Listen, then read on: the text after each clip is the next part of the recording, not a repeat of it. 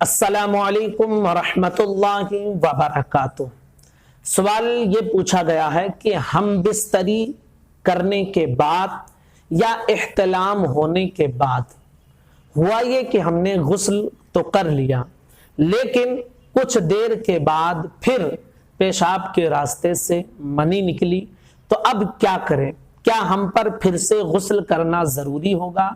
हमारे लिए क्या मसला है? तो आज के इस वीडियो में हम इस अहम मसले की वजाहत आपके सामने पेश करेंगे। गुजारिश है ध्यान से सुन ले, अक्सर ये मसाइल लोगों के सामने पेश आते हैं।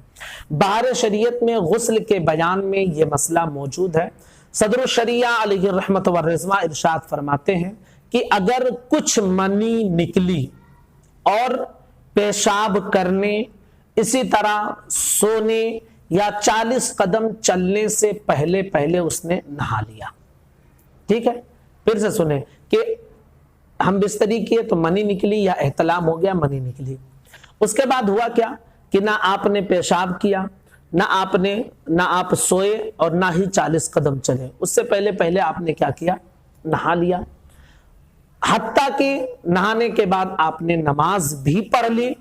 तो उसके बाद में फिर आपने देखा कि यार अब कुछ मनी निकली है पेशाब के रास्ते से, तो ऐसी सूरत में फरमाते हैं कि उस इंसान पर दोबारा गुस्ल करना ये जरूरी होगा।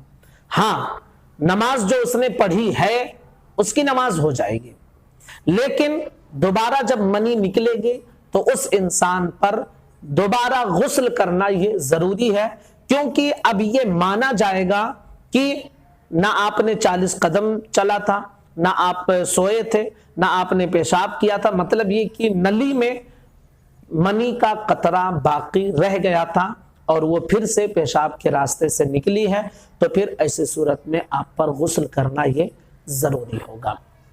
और अगर ऐसा हुआ कि आपने या तो पेशाब कर लिया था, हम बिस्तरी करने के बाद या एहतलाम होने के बाद, मनी निकलने के बाद आपने क्या किया? या तो पेशाब कर लिए, या आधा एक घंटा आप सो गए, या उसके बाद में जो है आप उठकर 40 कदम 50 कदम थोड़ी देर चल फिर लिए आप, उसके बाद में मनी निकली है और आपने शहवत के साथ मनी निकले ऐसा कोई काम नहीं किया है, बस ऐसे ही मनी निकली है, तो शरीयत ये हुक्म देती है कि वो मनी निकलने की वजह से आप नापाक नहीं होंगे, क्योंकि वो शहवत के साथ नहीं निकली है और वो बची हुई मनी भी नहीं है। इसलिए कि अगर बची हुई मनी होती नली में तो फिर वो 40 कदम चलने या पेशाब के रास्ते से जब आपने पेशाब किया या फिर सो जाने के बाद थोड़ी देर के बाद वो निकल जाती है।